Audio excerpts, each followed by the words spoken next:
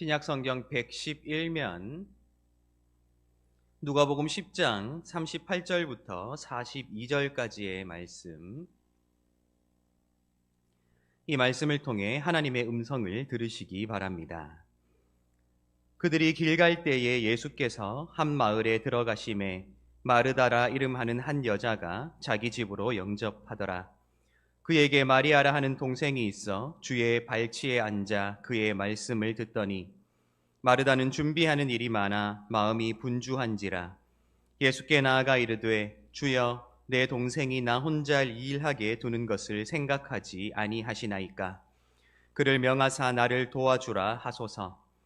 주께서 대답하여 이르시되 마르다야 마르다야 내가 많은 일로 염려하고 근심하나 몇 가지만 하든지 혹은 한 가지만이라도 족하니라. 마리아는 이 좋은 편을 택하였으니 빼앗기지 아니하리라 하시니라. 아멘. 이 시간 앞뒤 좌우에 계신 분들에게 하나님이 당신을 부르셨습니다. 한번 인사하겠습니다. 하나님이 여러분들을 부르셨습니다. 다시 한번 인사하실 때에 하나님과 깊이 교제합시다 권면하도록 하겠습니다. 하나님과 깊이 교제합시다. 하나님께서 우리를 부르시고 이 예배의 자리로 세우신 이유는 분명할 것입니다. 우리에게 사랑을 베풀어 주시고 우리가 고백하는 그 사랑을 받으시기 원하는 그 아버지의 마음, 자녀인 우리와 깊이 교제하고 싶어 하시는 그 하나님의 애틋함, 어쩌면 종교적인 의무와 관습에서 벗어나 우리가 그 하나님의 부르심에 응답해야 할 가장 소중한 가치가 아닐까라는 생각을 해보게 됩니다. 날마다 그 하나님께 가까이 다가서심으로 우리를 불러 교제하게 하시는 그 하나님의 놀라운 은혜를 여러분들의 것으로 받아 누리시게 되시기를 예수님의 이름으로 축복합니다. 오늘 우리가 읽은 말씀에는 굉장히 특별한 사람이 등장하고 있습니다. 놀랍게도 남성 중심적이었던 사회 속에서 오늘 이 말씀에 등장하는 이 특별한 사람은 바로 마르다와 마리아라고 불린 여성들이었습니다. 이 사람들이 얼마나 특별했든지 예수께서 길을 가시며 한 마을에 들어갔을 때에 마르다가 예수께 직접 나아가 자신의 집에 들어오셔서 음식을 함께 나누기를 원하였다고 묘사하고 있습니다. 쉽지 않은 용기였을 것입니다.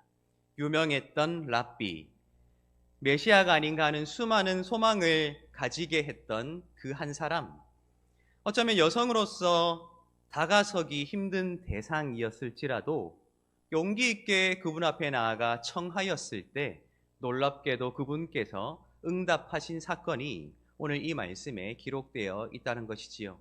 가장 낮고 낮은 누군가 간절한 마음으로 청할 때에 외면하지 아니하시고 친히 응답하시는 예수의 그 성품을, 예수의 그 마음을 우리에게 나타내주고 있는 것이 아닐까 상상하게 된다는 것입니다. 오늘 이 말씀에 등장하고 있는 이 마르다, 어쩌면 이 마르다는 그렇게 예수를 자신의 손님으로 모시고 이제 그 손님을 손님답게 대접하기 위하여 굉장히 많은 일을 하고 있었던 것이 아닌가라는 그러한 상상을 우리에게 하게 만든다는 것이죠.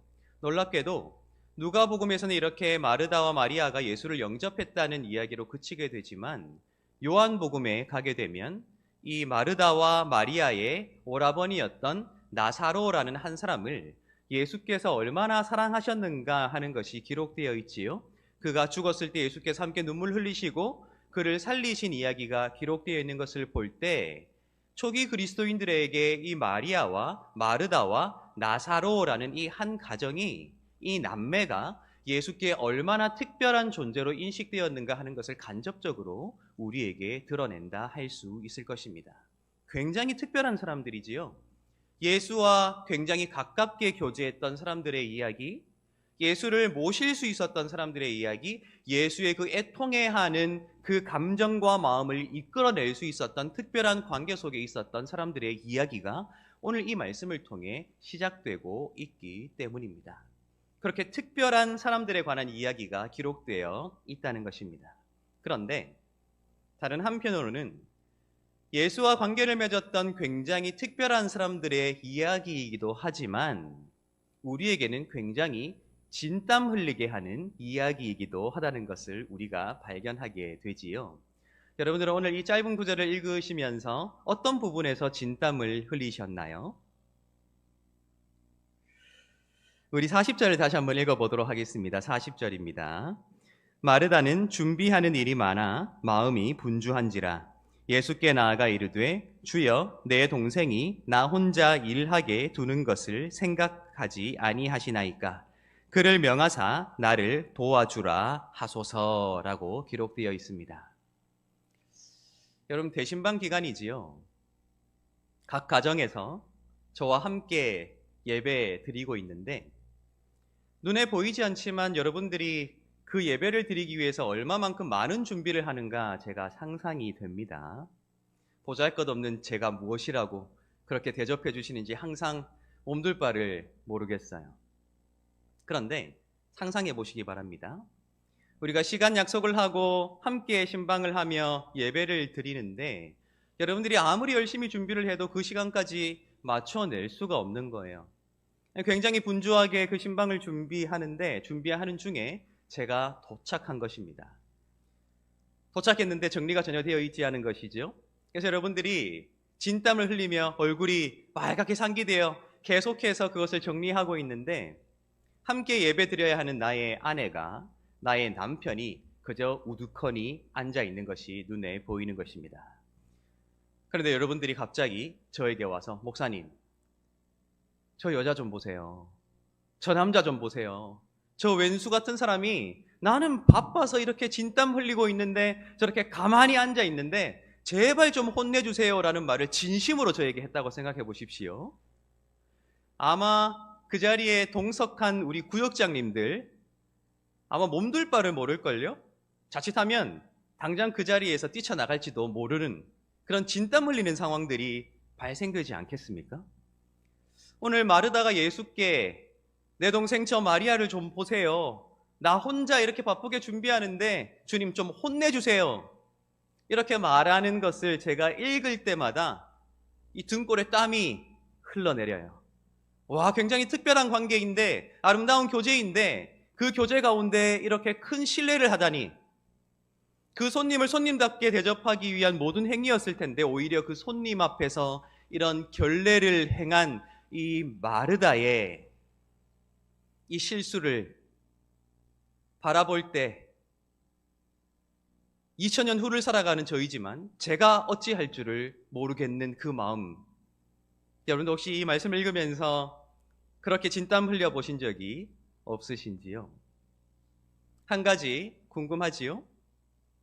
오늘 이 말씀 속에 기록되어 있듯이 오늘 예수께서 그 집에 들어가신 것은 누구의 손님으로 들어가신 것입니까? 바로 마르다 자신이었습니다. 우리 38절을 한번 읽어보도록 하겠습니다. 38절입니다. 그들이 길 갈 때에 예수께서 한 마을에 들어가심에 마르다라 이름하는 한 여자가 자기 집으로 영접하더라. 마르다와 마리아라 이름한 여자들이 자신들의 집으로 영접하더라 라고 기록하지 않고 유독 한 사람의 이름만 콕 집어 말하고 있습니다. 누구입니까? 마르다이지요. 결국 이 예수께서 그 집에 들어가신 것은 마르다와 마리아의 손님이 아니라 마르다의 손님으로 그 집에 들어가셨다는 것을 의미하고 있다는 거예요. 결국 자신의 손님으로 그 예수를 영접하였던 마르다이지만 자신의 손님 앞에서 자신이 결례를 행하는 마르다의 모습, 어떻게 이러한 결례를 행하게 되었을까 생각해 본다면 그것은 분명히 목적을 잃어버렸기 때문이라고 할 수 있을 것입니다. 우리 41절과 42절을 한번 읽어보도록 하겠습니다. 41절과 42절입니다. 주께서 대답하여 이르시되 마르다야 마르다야 내가 많은 일로 염려하고 근심하나 몇 가지만 하든지 혹은 한 가지만이라도 족하니라. 마리아는 이 좋은 편을 택하였으니 빼앗기지 아니하리라 하시니라. 아멘. 지금 마르다가 염려하고 근심하는 이유가 무엇이라고 예수께서 말씀하고 계십니까? 41절 보십시오. 내가 많은 일로 염려하고 근심한다 라고 되어 있습니다. 여러분, 마르다가 예수를 자신의 집에 영접한 목적이 무엇입니까? 좋은 밥을 지어서 드시게 하려고 모신 것입니까? 아니면 굉장히 많은 갖가지 산의 진미를 차려놓고 그분에게 대접하기 위해 모신 것입니까? 저는 아니라고 생각합니다. 애초에 마르다가 예수를 자신의 집에 모신 이유는 그분과 교제하기 위한 목적인 것이지요. 그분을 알아가고 그분이 나를 알아주며 그렇게 그분 속에 담겨진 하나님의 마음을 내가 알아가는, 어쩌면 그 깊이 있는, 지금 복음서에 기록되어 있는 그 어떠한 사람들도 누리지 못했던 그 깊이 있는 교제를 나누는 것이 마르다가 예수를 모신 목적일 텐데, 지금 이 마르다는 그 목적을 놓쳐버리고 무엇으로 염려하고 근심하고 있다고요? 많은 일로, 어쩌면 그 목적이 예수와 교제하는 것으로부터 일을 해야 한다는 것으로 그 목적이 옮겨지게 되었을 때, 하나님의 아들이시요 메시아이신 예수를 모셔두고 그 예수 앞에서 이러한 큰 결례를 행하게 되는 그러한 모습을 보일 수밖에 없었노라 우리에게 말해주고 있는 이야기가 바로 오늘 이 이야기라는 것입니다. 어쩌면 이 이야기는 우리에게 그렇게 우리의 목적이 무엇인가 하는 것을 항상 돌아보게 만드는 이야기가 아닐까라는 생각을 해보게 돼요. 여러분들의 삶의 목적은 무엇입니까? 아니, 지금 당장 여러분들이 이 자리에 나오신 목적이 무엇이에요? 봉사해야 하기 때문에, 그저 예배 드려야 되기 때문에, 그저 주의를 지켜야 되기 때문에 이 자리에 나오신 것입니까? 틀렸습니다. 여러분, 이 자리에 왜 나오셨습니까? 주님과 하나님과 교제하기 위해, 하나님께서 우리를 그러한 존재로 죄인일 수밖에 없고 종일 수밖에 없는 우리를 부르셔서 그분의 자녀 삼아 주신 것은 아버지와 자녀로서의 교제를 하기 위해 우리를 부르셨는데, 언제부터인가 우리는 그 교제라는 목적을 상실해버리고 예배 자체가 목적이 되어버린 거예요. 봉사 자체가 목적이 되어버린 거예요. 일 자체가 목적이 되어버렸다는 거예요. 주일 그 자체가 목적이 되어버렸다는 거예요. 아니에요. 예배를 통해 하나님께 나아가는 것, 봉사를 통해 하나님께 나아가고 주일을 통해 하나님을 만나고 교제하는 것이 우리의 목적이 되어야지만 우리가 하나님 앞에 흔들림 없이 실수 없이 온전한 모습으로 교제하며 다가설 수 있다는 사실이 오늘 이 말씀을 통해 우리에게 전해지고 있다는 거예요. 하나님을 만나시길 바랍니다. 하나님과 교제하시길 바랍니다. 그렇게 하나님과 교제하고 만나심으로 날마다 주님과 가장 깊이 있는, 세상이 알 수 없는 그 교제를 통해 하나님의 마음을 여러분들의 마음속에 담으시고 날마다 세상 속에 나아가 승리하게 되시기를 예수님의 이름으로 축복합니다. 그렇게 우리가 목적을 잃어버리지 아니하는 삶을 위해 오늘 이 말씀이 우리에게 교훈하고 있는 것이 두 가지가 있다고 생각했습니다. 첫 번째는 비교하지 말아야 한다는 것입니다. 우리 39절을 한번 읽어보도록 하겠습니다. 39절입니다. 그에게 마리아라 하는 동생이 있어 주의 발치에 앉아 그의 말씀을 듣더니. 아멘. 여러분이 이 장면을요, 시각화해서 여러분들의 머릿속에 드라마와 같은 장면으로 한번 상상해 보시기 바랍니다. 마르다는 자신의 손님으로 예수를 자신의 집에 모셨습니다.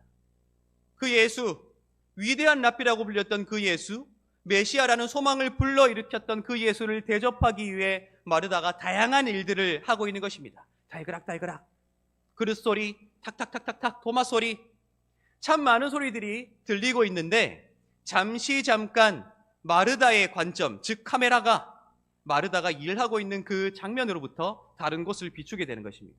어디입니까? 마르다의 동생 마리아입니다.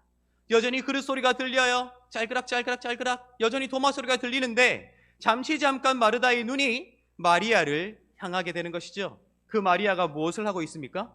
일하지 않고 있죠. 칼질하고 있지 않습니다. 그릇을 닦고 있지 않습니다. 수저를 챙기고 있지 않습니다. 물조차 따르지 않고 마리아는 단지 예수 앞에 앉아 대화하고 있는 모습이 보이는 것입니다. 그런데 이 39절 말입니다. 그렇게 잠깐 카메라가 마리아를 비춘 직후에 마르다가 열받았다는 거예요. 그렇죠. 나는 바쁜데 마리아는 편해 보인다. 나는 근심하고 염려하는데 마리아는 평온해 보인다. 나는 이렇게 많은 일을 하는데 마리아는 그저 듣고 있다. 이 짧은 장면이지만 잠깐 카메라가 마리아를 비추었을 뿐이지만 그 찰나 속에 수많은 비교의식과 생각들이 마르다의 마음속에, 머릿속에 찾아왔다는 것이죠. 나는 이런데 저는 저렇다 하는 비교 말입니다. 여러분 생각해보면 비교라는 것이 우리를 불행이라는 것을 처음으로 마주하게 했던 단어 아니던가요? 어린 시절을 생각해 보시기 바랍니다. 세상 근심 없이, 세상 걱정 없이 부모님이 나에게 해주시는 것이 전부인 것으로 생각하며 살았던 그 어린 시절, 한없이 티 없고 맑았잖아요. 한없이 평안했고 한없이 행복했지요.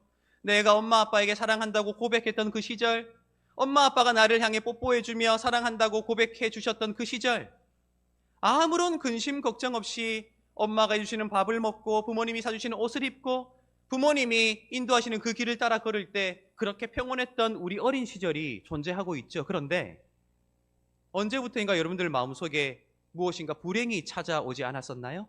그게 언제입니까? 언제예요? 내 친구는 저런데 나는 왜 이런가 하는 비교가 찾아왔을 때부터입니다. 내 친구 부모님은 저런데 우리 부모님은 왜 이런가 하는 비교가 시작되었을 때입니다. 내 친구 아들과 내 친구 딸은 저런데 내 아들과 내 딸은 왜 이런가 하는 비교가 찾아왔을 때입니다. 신앙의 영역으로 들어와 볼까요? 여러분들 처음 예수님을 만나고 그분과 교제했을 때 아름답고 행복했던 기억들이 있으시지요? 얼마나 행복했습니까? 얼마나 감격에 겨웠습니까? 그런데 언제부터인가 시들시들해지는 나 자신을 발견하기 시작하죠. 그게 언제입니까? 비교라는 관점이 주님과 나 사이에 생기기 시작했을 때예요. 주님과 나 사이에 다른 누군가 끼어들기 시작했을 때예요. 어쩌면 나와 누군가 사이에 주님이라는 렌즈가 끼워져 있어야 되는데 주님과 나 사이에 다른 누군가의 렌즈가 끼워지기 시작했을 때 그 비교를 통해 우리 신앙이 불행해지지 않던가요? 저 사람은 나보다 우리 교회 등록한 지 얼마 되지 않았는데 왜 나보다 먼저 항존 직분자가 되는가? 저 사람은 나보다 봉사도 적게 하는데 왜 다른 사람들의 인정을 더 많이 받는가? 저 사람은 나보다 얼굴도 예쁘지 않은데 왜 저렇게 많은 사람들의 관심을 받는가? 사실 저는 그 마음을 잘 모르겠어요. 항상 잘생겨왔기 때문에. 네. 저도 한 번쯤은 못생겨 보고 싶다는 생각이 드는데 너무 궁금해서 못생긴 것으로 살아가는 것이 어떤 것인가 궁금하긴 한데요.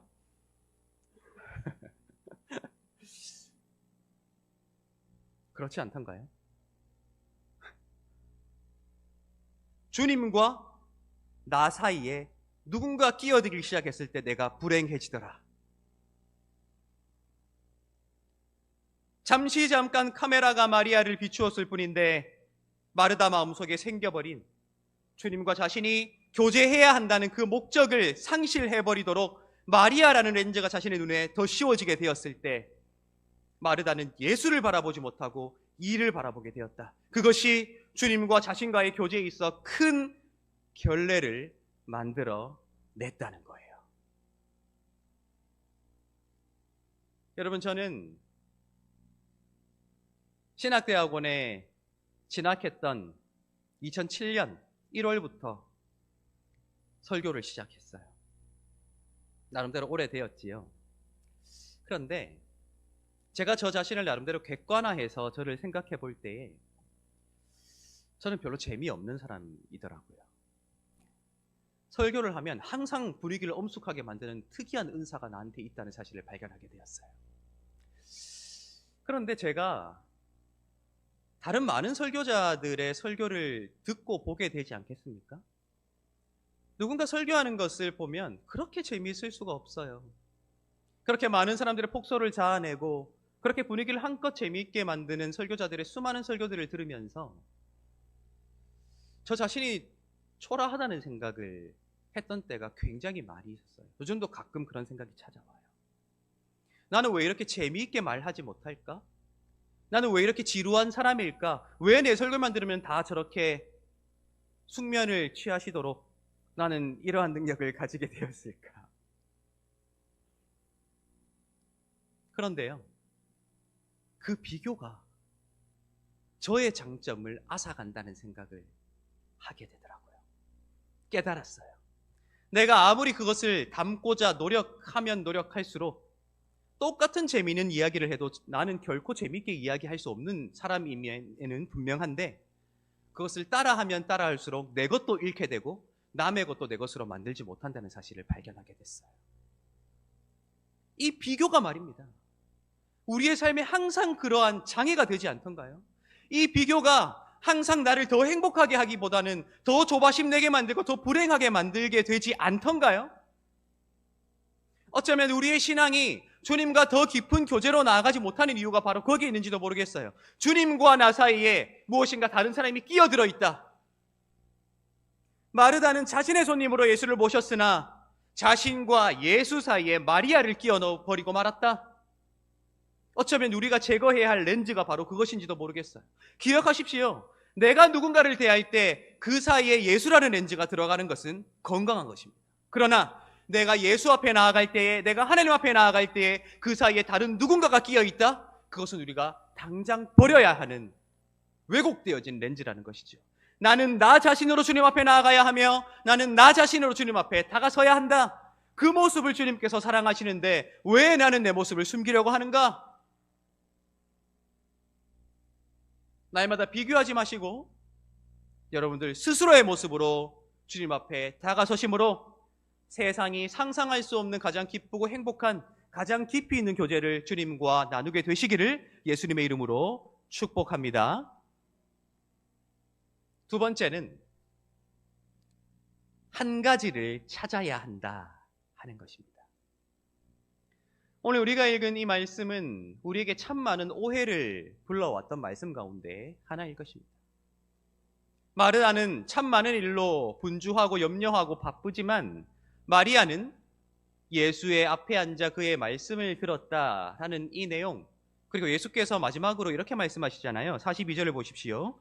몇 가지만 하든지 혹은 한 가지만이라도 족하니라. 마리아는 이 좋은 편을 택하였으니 빼앗기지 아니하리라 하시니라 라고 이 단락이 끝나기 때문에 많은 사람들이 모든 것보다 말씀을 듣는 것을 선택해야 한다라는 결론으로 그러한 오해로 치닫게 된 것이 이 말씀일 것입니다.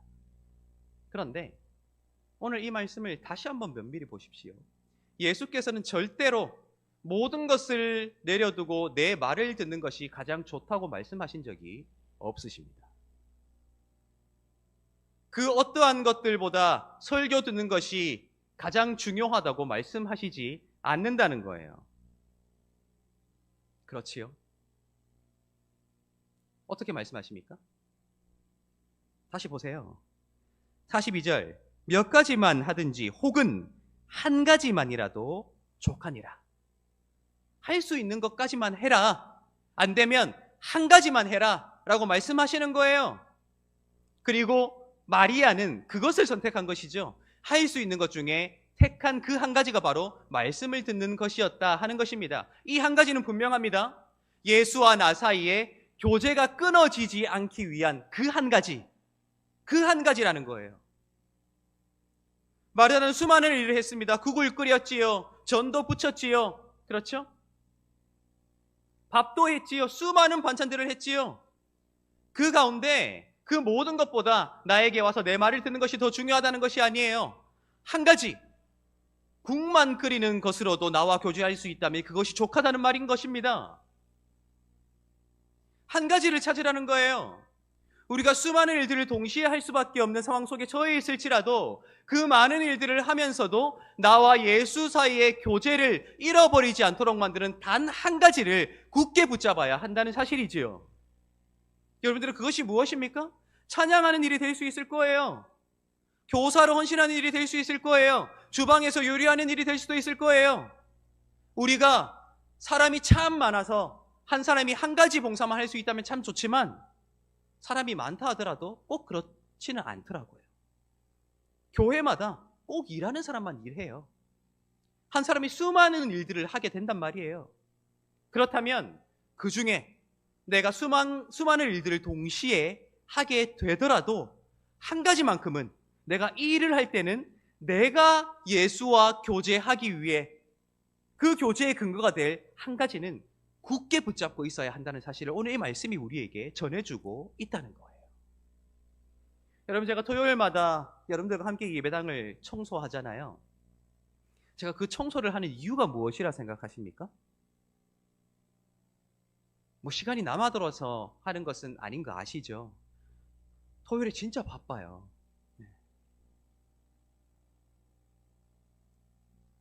그 이유가 뭐냐면요, 저는 항상 담임 목사로, 위임 목사로, 그렇죠?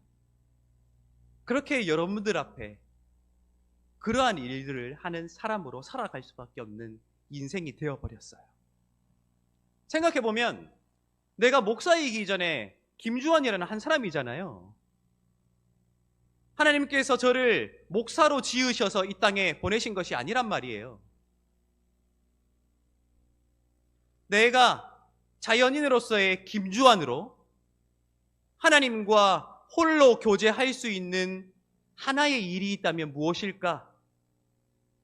고민하고 고민해 본다면 그리 많지 않습니다. 여러분 생각해 보세요.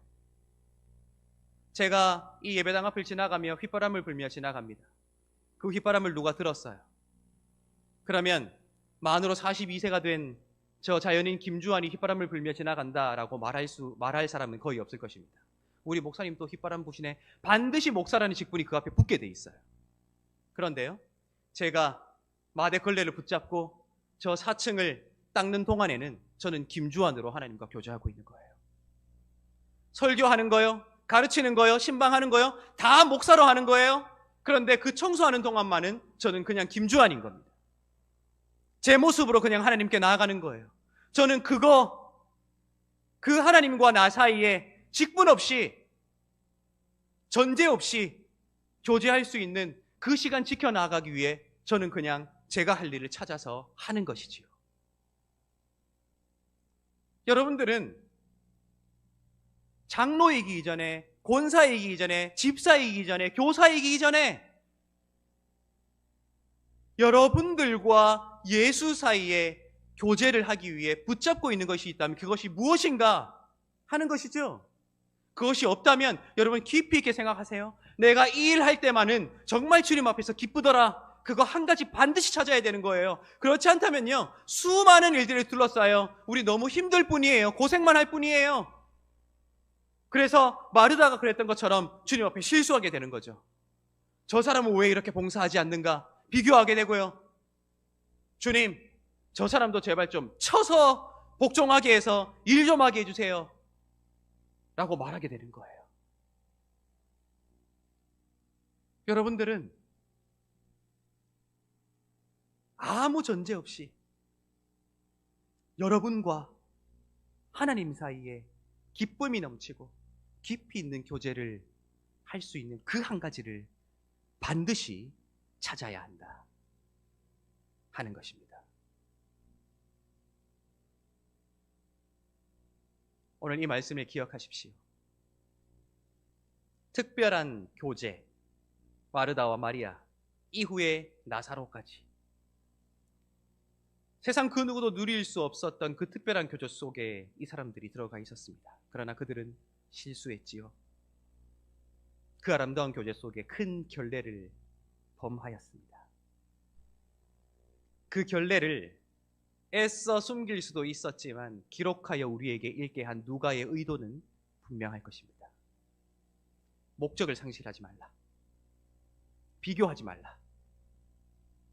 그 예수와 나 사이에 진실한 교제를 위해 반드시 붙잡아야 하는 그 단 한 가지를 꼭 찾으라. 우리가 바로 그러한 교제로 나아감으로 날마다 세상이 줄 수 없는 평안을 주님으로부터 받아 누리고 세상이 질투할 만큼 하나님의 은혜를 받아 누리며 그렇게 온전히 주님과 교제함으로 세상을 이겨나가는 존재로 세워져 살아가게 되시기를 예수님의 이름으로 축복합니다. 기도하겠습니다.